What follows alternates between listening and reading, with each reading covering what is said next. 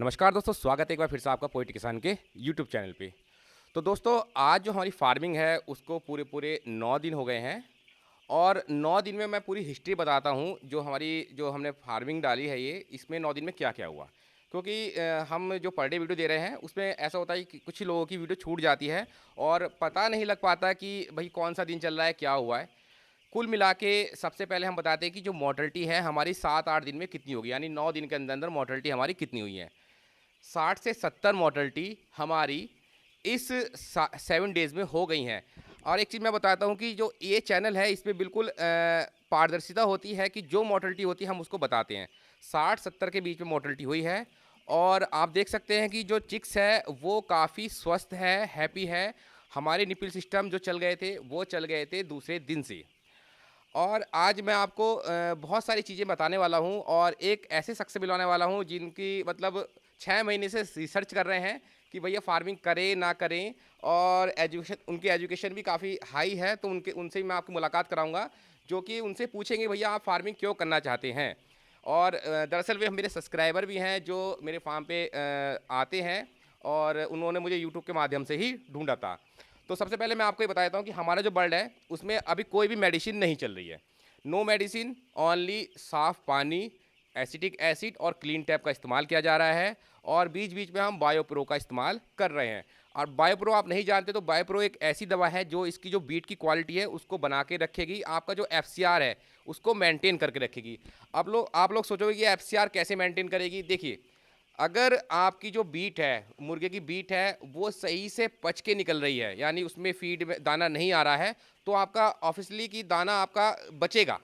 पूरा जो दाना है उसको वो पूरा डाइजेस्टिव करके जब बाहर निकालना है तो आपका जो बॉडी वेट है बच्चे का वो अच्छा आएगा, एफसीआर आपका घट जाएगा। एफसीआर घटेगा तो आपको फ़ायदा होगा।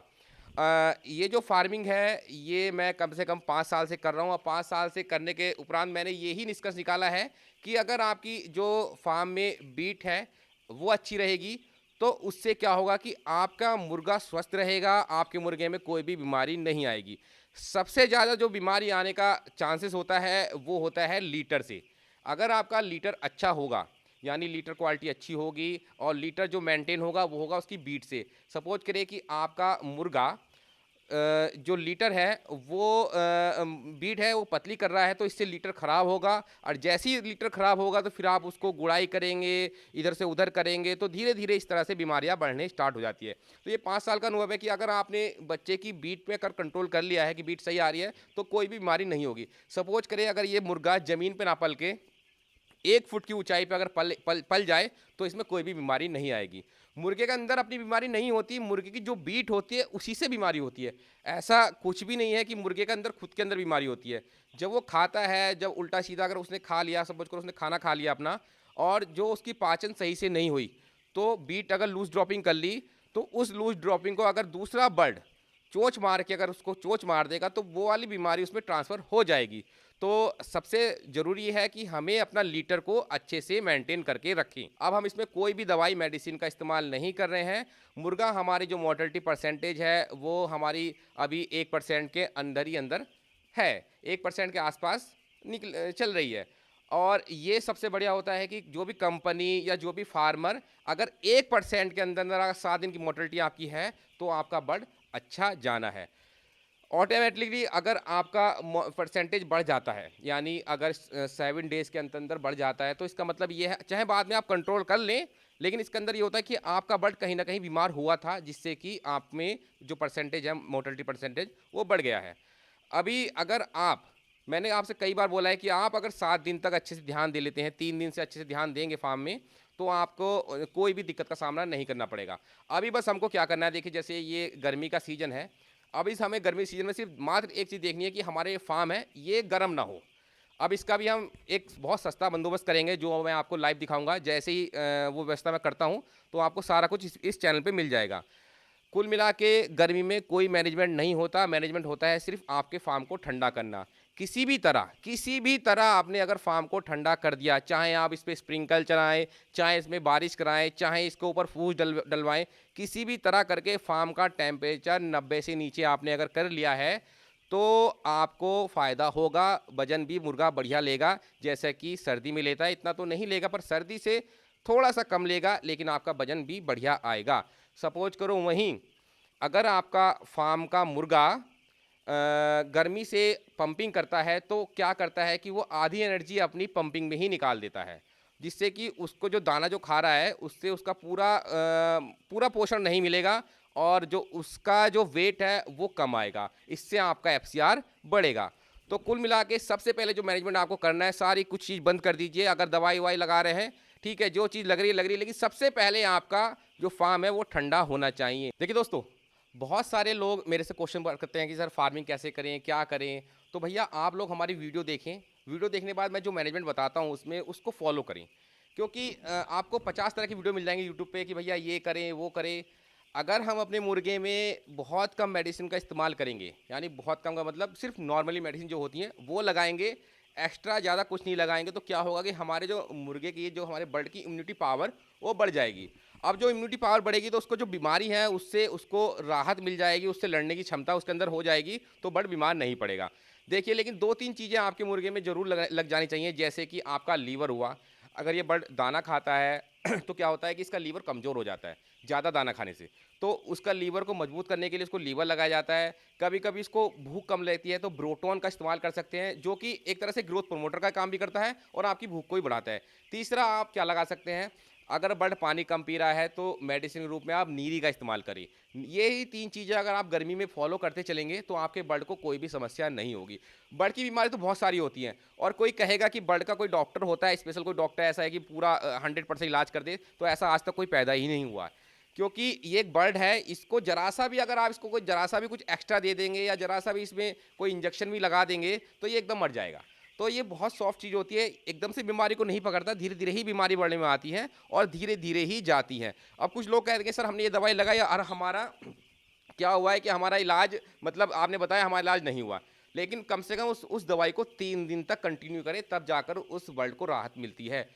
पहले से दो 24 घंटे हैं, 24 घंटे के बाद दवाई असर करना स्टार्ट करती हैं।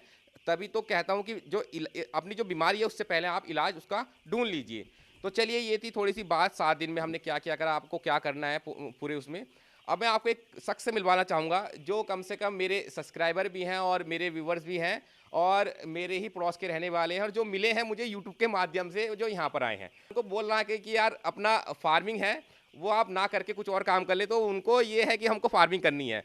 तो उनसे ज़रा पूछेंगे कि भैया आप फार्मिंग क्यों करना चाहेंगे, क्या आपको इसमें लगता है, क्योंकि इतने फार्म मैंने विजिट नहीं करे होंगे जितने कि उस शख्स ने विजिट कर लिए होंगे, और यानी यूपी के नहीं, काफ़ी बाहर जाकर भी फार्म को विजिट किया है और फार्मर से बात भी करी है।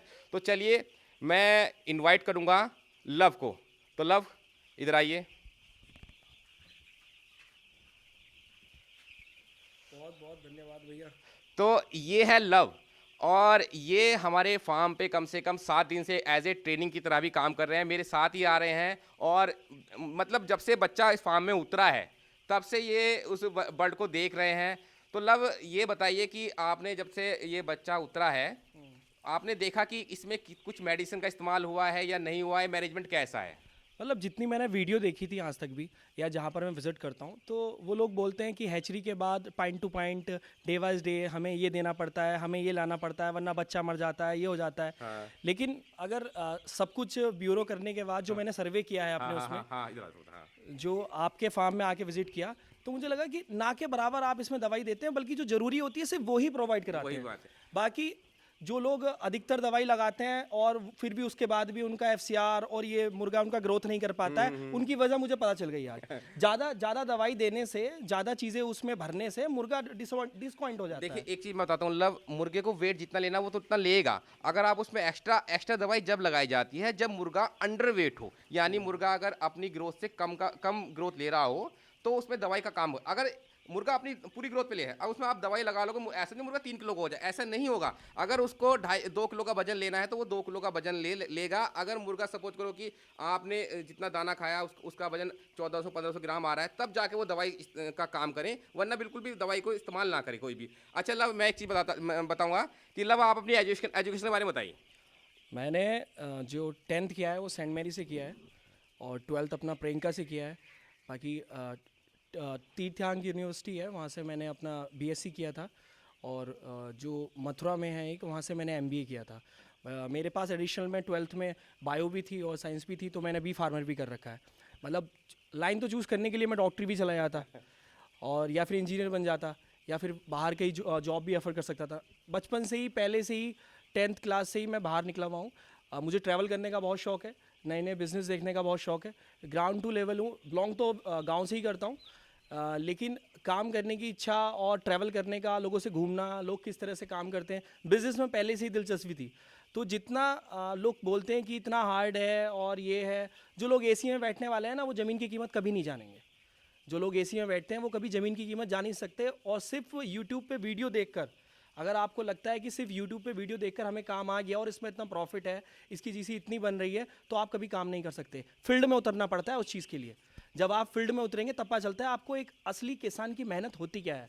देखिए दोस्तों, मैं बताता हूँ कि जो लव है वो अच्छी खासी एजुकेशन लिए हुए है, और ये फार्मिंग की शुरुआत करने से पहले ये मेरे पास आए हैं।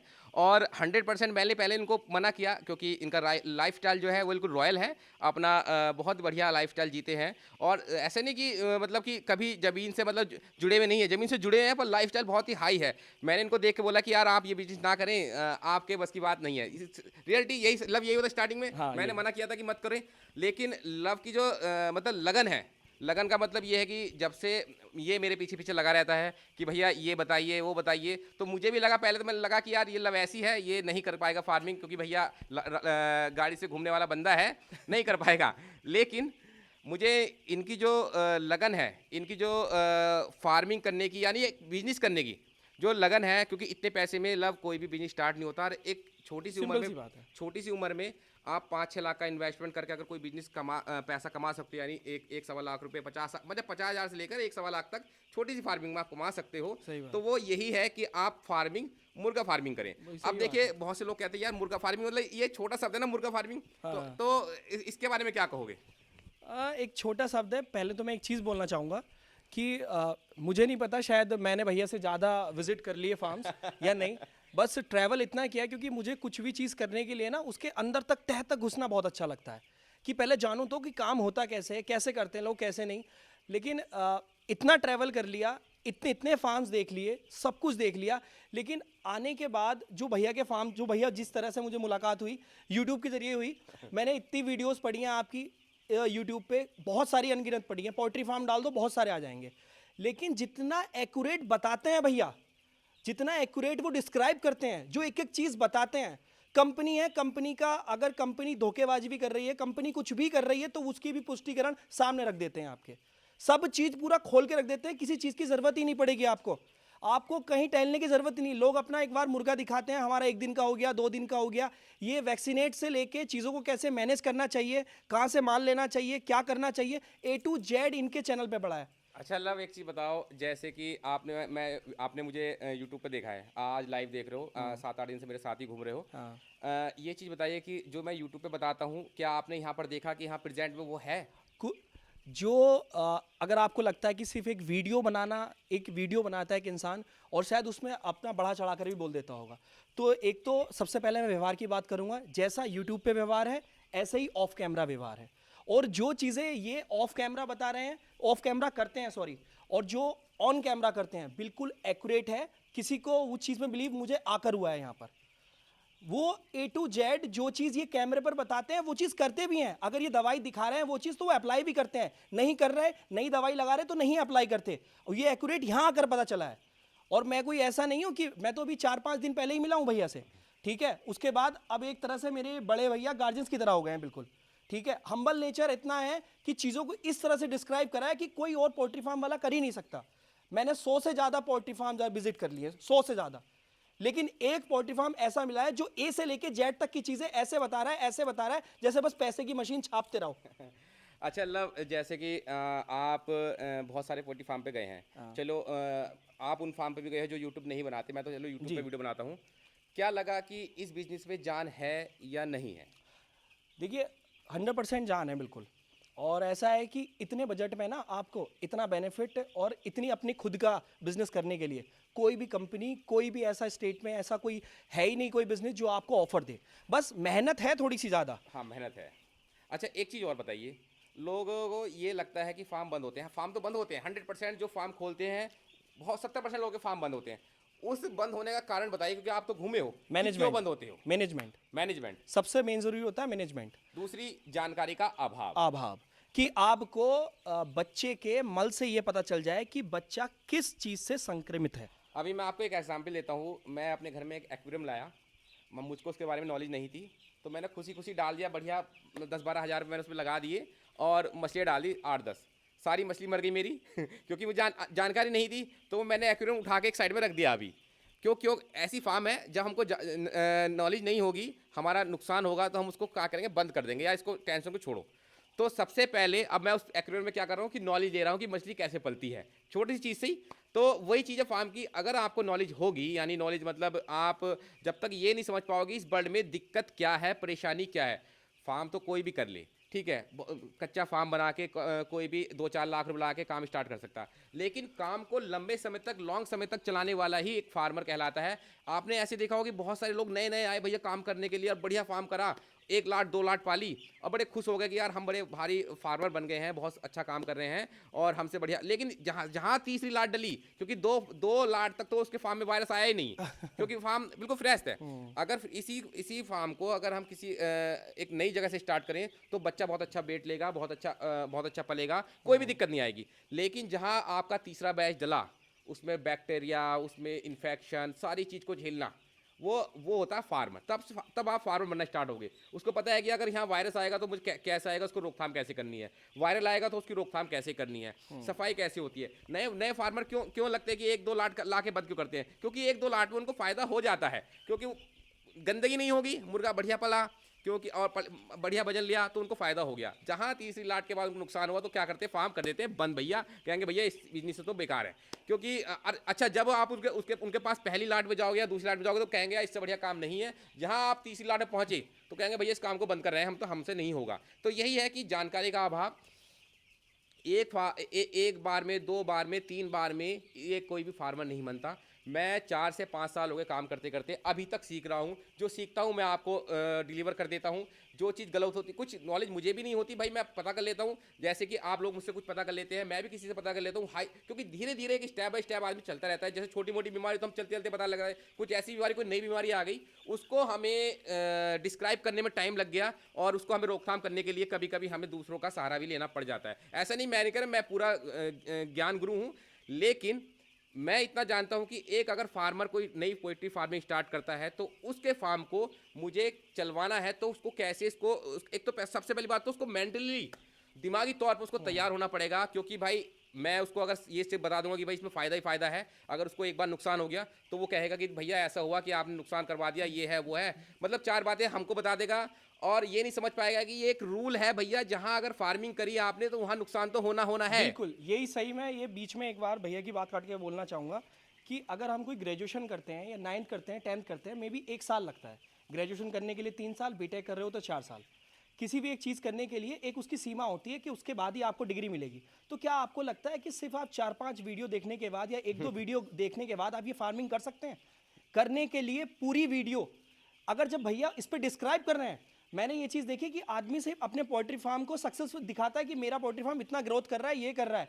चीज़ों को जानने के लिए तन मन धन से काम करना पड़ता है, उस पर फोकस रहना पड़ता है, उसमें चीज़ें देखनी पड़ती है कि ग्राउंड अच्छा, से लेके ऊपर तक क्या काम करना है। एक चीज़, अब मैं आपकी बात रोकता हूँ।